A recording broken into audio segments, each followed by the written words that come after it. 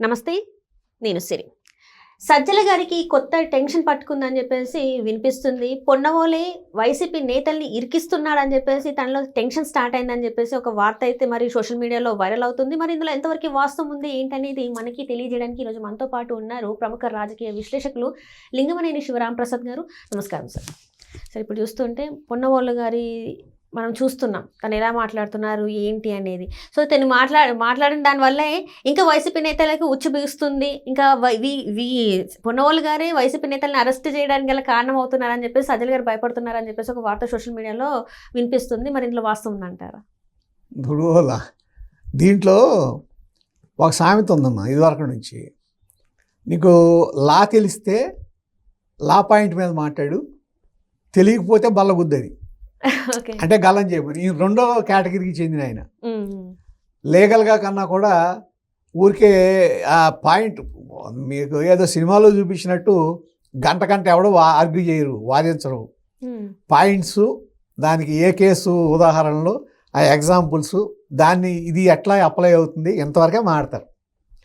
ఈయన మాట్లాడే దాంట్లో జడ్జి కాదన్నా సరే ఈయన చెప్పిందే చెప్పి ఆఖరికి కొన్ని చోట్ల హైకోర్టులో అక్కడ జడ్జెస్ కామెంట్ చేసినవి కూడా ఉన్నాయి. ఎంతసేపు ఇట్లా చెప్పిందే చెప్తారు మీరు, వేరే విషయం చెప్పడానికి కూడా కామెంట్ చేసిన విషయాలు ఉన్నాయి. ఆయన పొలిటికల్ లాయర్ తప్ప ప్రొఫెషనల్ లాయర్ కాదు. ప్రొఫెషనల్గా ఆయన అంత నాలెడ్జ్ కాదు. ఇప్పుడు బాగా నాలెడ్జబుల్ పర్సన్స్ వాళ్ళు ఉన్నారు, మనోహర్ రెడ్డి గారు అని వాళ్ళందరూ ఉన్నారు, లీగల్ టీం ఉంది వాళ్ళకి. ఇప్పుడు అలాగే నిరంజన్ రెడ్డి గారు జగన్మోహన్ రెడ్డి గారి కేసులని డీల్ చేస్తున్నాడు. ఆయన సుప్రీంకోర్టు లాయర్, ఇప్పుడు రాజ్యసభ మెంబరు. ఆయన లీగల్ ప్రొఫెషన్లో బాగా. రెడ్డి గారు మొన్న అల్లు అర్జున్ గారి కేసు వాదించిన. సో అంటే ఇప్పుడు ఇంకో పేరు కూడా, అంటే ఇంకో రకం కూడా వినిపిస్తుంది. పొన్నవాళ్ళని కానీ పక్కన పెట్టేసి నిరంజన్ గారిని కూడా ఈ కేసులు ఏవైతే ఉన్నాయో వీటి మీద కూడా వాదించాలి అని చెప్పేసి, అంటే పెట్టాలని చెప్పేసి అని ఒక వార్త వినిపిస్తుంది. సాధ్యమవుతుంది అంటారా సార్? నేను అనుకుంటాను అదంతా. ఎందుకంటే హైకోర్టుకు వచ్చి వీళ్ళందరి కేసులు వాదించే అంత ఖాళీ ఆయనకు ఉండదు, అంత ఇది ఉండదు. అయితే పొన్నవోలు గారు ఏంటంటే ఈయన మాట్లాడే దాంట్లో ఈయన ఎంతసేపు ఏంటంటే ప్రచారం, ఇంకా పార్టీకి ప్రచారం, ఎంతసేపు తన సొంతంగా తనేదో ఫోకస్ అవ్వాలని చూస్తాడు తప్ప యాక్చువల్గా కిందసారి కూడా జగన్మోహన్ రెడ్డి గవర్నమెంట్, ఆయన వైసీపీ గవర్నమెంట్ ఉన్నప్పుడు కూడా ప్రెస్ స్టేట్మెంట్లు ఇవ్వద్దంటే వచ్చి మళ్ళీ ప్రెస్ స్టేట్మెంట్లు ఇచ్చారు. అసలు అంటే ఆయనకి ఒక అరాచకంగా మాట్లాడతారు తప్ప లీగల్ పాయింట్స్ మీద దాని మీద చేయటం ఇరికించడం కాదు, చేతకాంతనం. అసలు ఆయన ఎవరు పెట్టుకోమన్నారు? ఇప్పుడు లాయర్ అనేవాడికి చేత కావాలి, ఆయనకి అంత నాలెడ్జ్ ఉందని నేనైతే అనుకుంటా. అది ఇరికించటం కాదు, ఇప్పుడు వరకు ఉపయోగించారు. అంటే అడ్వకేట్ జనరల్ అయ్యేసరికి మరి ఆయనకి ఎంతో అంటే తెలివి ఉంటుంది అని చెప్పేసి, లేకపోతే కేసుని అవలీలగా వాదిస్తారని చెప్పేసి అనుకునే ఉంటారు కదా సార్. అడ్వకేట్ జనరల్గా ఉన్నప్పుడు బోలంత మంది అసిస్టెంట్లు ఉంటారు, ఈయనకన్నా బాగా నాలెడ్జ్ ఉన్న వాళ్ళు ఉంటారు. వాళ్ళే చెప్తారు ఏ విధంగా ఇచ్చేయాలని అనే దాంట్లో సహాయం ఉంటుంది. సింగిల్గా ఉన్నప్పుడు ఈయన చూస్తే, ఈయన మాట్లాడే విధానం చూస్తే ఆయనే అంత ప్రొఫెషనల్ లాయర్గా అనిపించడు. అది ఇప్పుడు నిరంజన్ రెడ్డి గారిని తీసుకొస్తారా అంటే, ఇప్పుడు ఇన్ని కేసులు వాదించడానికి వరుస పెట్టి కేసులు వస్తున్నాయి. ఇన్ని కేసులు వాదించడానికి ఇక ఆయన జీవితం అంతా సరిపోతుంది, ఆయన కుదరద్దు. అంటే ఆల్రెడీ ఇప్పుడు వల్లభనేని వంశీ గారిది వాదించాలి, పోసాని గారిది వాదించాలి, ఇంకా కొంతమంది ఆల్రెడీ పిన్నెల్లి గారిది. మరి ఇవన్నీ వస్తే సునీల్ కుమార్ వీళ్ళందరూ ఎవరు వాదించాలి? వాళ్ళే కూడా వీళ్ళ కోసం చేసింది, వాళ్ళ సొంతంగా లాయర్ని పెట్టుకోవాలి. అప్పుడు వీళ్ళ టీం ఏమి సపోర్ట్ చేయదా? ఇది వస్తుంది కదా రేపు. వరుసనే ఒకదానికొకటి లింక్స్ వస్తాయి. నేను అనేది ఏంటంటే ఈయనంతా ఇప్పుడు ఈయన అడ్వకేట్ జనరల్ అయితే అవ్వచ్చు కాక, నా లీగల్గా ఒక మంచి కేసు గెలిచింది ఏదో చూపిస్తామనండి. ఒక మంచి కేసు గెలవటం కానీ ఇవి కానీ ఏముంది, మన బ్యాక్గ్రౌండ్ ఏంటి, ఏ విధంగా ప్రొఫెషనల్గా వెళ్ళాము అనే దాంట్లో ఆయనకన్నా ఇంకా చాలా మంచి లాయర్లు హైకోర్టులో ఉన్నారు. ఈయనకన్నా అసలు చాలా నైపుణ్యంగా, చాలా గొప్ప లాయర్లు, చాలా గొప్పగా వాదించగలిగిన వాళ్ళు హైకోర్టులో చాలామంది ఉన్నారు. మరి వీళ్ళ వైసీపీ తీసుకుందంటే వాళ్ళ పార్టీ తరఫున ఉన్నాడు, వాదిస్తున్నారు కాబట్టి ఆయన్ని సపోర్ట్ చేసి ఉంటారు. ఆయన ఉద్దేశపూర్వకంగా ఇరికిస్తాం అనేది నేను అనుకుంటా. ఉద్దేశపూర్వకంగా ఇరికిస్తాం కాదు, ఆయన మాట్లాడే దాంట్లోనే తెలుసో తెలియకో ఎక్కడో ఇరికిచ్చేస్తున్నారు ఆయన. సో ఇప్పుడైతే మరి ఇదంతా కూడా సజ్జల గారికి కొత్త తలనొప్పిగా మారింది అని చెప్పేసి మనకి ఆల్రెడీ వినిపిస్తుంది. మరి పొన్నవాళ్ళు గారి ఆయన స్టేట్మెంట్స్ని అంటే ఏదైతే మాట్లాడే విధానాన్ని చేంజ్ చేసుకుంటారా, లేకపోతే ఇదే పందాల్లో వెళ్తే మరి ఇంకొన్ని అరెస్టులు అయ్యే అవకాశం ఉందంటారా, ఎట్లా అంటారు? మొన్న వైసీపీ నుంచి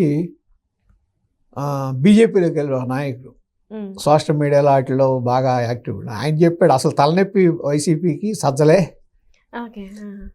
ఆయన మూలానే పార్టీ ఈ విధంగా అయింది అనేది.